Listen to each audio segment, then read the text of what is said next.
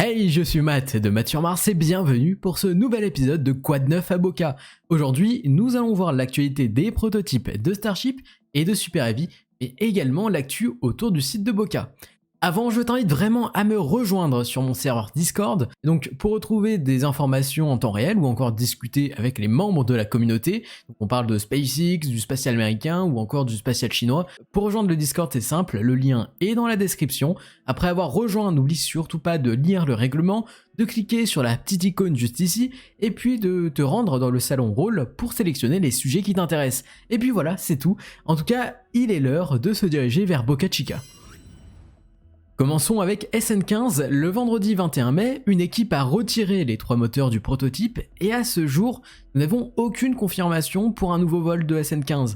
En tout cas, sans ces moteurs, il pourrait juste faire un test de pressurisation cryogénique ou ambiant, mais personnellement, je ne vois pas de vol pour ce prototype, du moins un nouveau vol, parce qu'il a effectué un vol il y a quelques semaines. Après, c'est vrai que je peux me tromper, mais de mon point de vue, je ne verrai pas un nouveau vol pour SN15. Vous allez tous et toutes me demander, Matt, pourquoi? Hier, donc le 24 mai, un SPMT, soit une remorque, s'est rendu sur le site de lancement et cette remorque avait sur son dos un support de transport. En regardant le site de lancement, le seul élément qui peut être transporté, c'est bien SN15. Donc ceci me fait dire que oui, SN15 ne volera point. Si ceci se confirme, alors pourquoi SpaceX ne souhaiterait pas refaire voler SN15? Je pense qu'aujourd'hui, la priorité de SpaceX est la construction des infrastructures, mais également la fabrication et les essais des véhicules qui feront le vol quasi-orbital. Pour conclure, SpaceX souhaite lancer BN3 et SN20 le plus vite possible, on le voit depuis quelques jours. Mais on sait tous très bien que la première étape est la construction de la tour de lancement, mais également du pâté orbital. Désormais, nous allons nous intéresser à l'avancée des prototypes, mais avant, comme d'habitude, Terre Attack, un artiste et youtubeur français, vous propose un récap des avancées de la semaine. N'hésitez pas à le suivre sur Twitter et également sur YouTube, les liens sont dans la description. Pour le prototype SN20, l'assemblage n'a toujours pas commencé. Néanmoins, du côté de la tente numéro 3, son noscone est actuellement en train de recevoir les fixations du bouclier thermique. Cette étape est actuellement réalisée par un robot et comme on peut le voir, le noscone n'a ni ses ailerons ni ses supports, mais normalement cela va s'accélérer d'ici les semaines qui suivent. On va revenir vite fait sur SN17, alors la section Midlocks, donc c'est la section centrale de son réservoir d'oxygène liquide, a été percée, ce qui nous donne une certaine confirmation que SN17 ne volera pas et n'existera pas parce qu'il n'a jamais fini son assemblage. Pour conclure, SN17 est annulé. Du côté des prototypes de Starship, c'est plutôt en pause. Par contre, du côté de Super Heavy, eh bien, nous avons le booster numéro 3, donc BN3, qui a été assemblé, il a commencé son assemblage la semaine dernière. Il y a quelques jours, il a reçu sa section de son réservoir de LOX. Donc pour le moment, nous n'avons que ça, mais ne vous inquiétez pas, cela va s'accélérer pour viser un vol orbital autour d'août. De plus, sur le site de production, nous avons repéré un pack de poussées pour un booster. Donc on voit ici 28 sorties. En ce qui concerne les GSE, donc ces citernes d'ergol, un premier sarcophage est quasiment prêt. Donc la section supérieure a été assemblée à la section centrale, puis ce tout a reçu une section inférieure. On voit également qu'une équipe prépare un second sarcophage. Pendant ce temps, la ferme d'ergol du pad orbital A a presque la totalité de ses socles. Mais ce qui nous intéresse ici, c'est ça en fait. On voit des tréteaux en béton, mais également des cuves.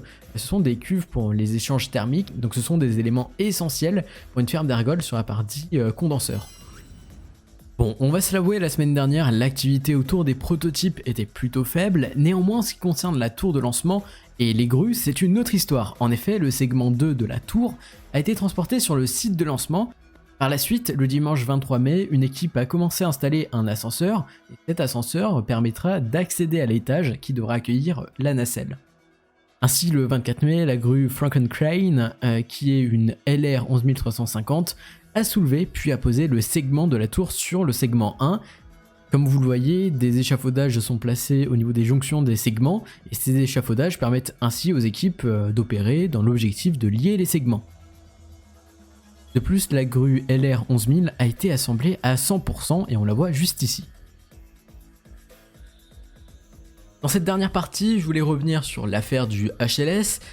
Donc le sénateur Bernie Sanders nous a lâché un amendement qui supprime toute la section sur le HLS, donc le Human Landing System, soit l'atterrisseur lunaire pour Artemis, tout cela dans le projet de loi d'autorisation de la NASA. Son objectif, c'est éliminer le refoulement de plusieurs milliards de dollars de donc Jeff Bezos, propriétaire de Blue Origin. Et attention, le renflouement fait référence bien évidemment à la suggestion de la sénatrice Cantwell qui proposait un plan de 10 milliards de dollars permettant la sélection d'un second HLS, du coup entre Natural Team et Dynetics. Dans cette affaire, la NASA devait tout de même garder le Starship HLS. Pas beaucoup de fans SpaceX entre vénérer Sanders, mais pour rappel, Sanders déteste juste les milliardaires, les millionnaires, les entrepreneurs, il déteste également Elon Musk ou encore Jeff Bezos. Alors, lors des présidentielles et même hors, sa communication s'est souvent dirigée vers une publication d'idées anti-Musk. Aujourd'hui, c'est un amendement contre Bezos, demain, ça sera un amendement contre Musk, il ne faut pas se le cacher. Alors, petit rappel, Blue Origin n'est pas Jeff Bezos, et Jeff Bezos n'est pas Blue Origin. Monsieur Sanders a oublié. Alors aujourd'hui ce HLS est impacté par la politique, malheureusement c'est néfaste pour le programme Artemis. Et on va revenir sur la question initiale, et pour moi la question c'est, faut-il viser le long terme avec le Starship HLS, donc un dérivé du Starship, ou bien faut-il rajouter des milliards de dollars pour un autre HLS qui aura du retard sans grand avenir? Telle est la question. Voilà, c'est déjà la fin de cette vidéo. Comme d'hab, si cette vidéo t'a plu, tu peux t'abonner pour ne rien rater, mettre un j'aime pour soutenir mon travail, mais également me retrouver sur les réseaux sociaux pour t'informer autour du spatial à l'échelle mondiale. Les liens sont dans la description, et moi je vous dis à très vite pour de nouvelles aventures. C'était Matt sur Mars, allez bye.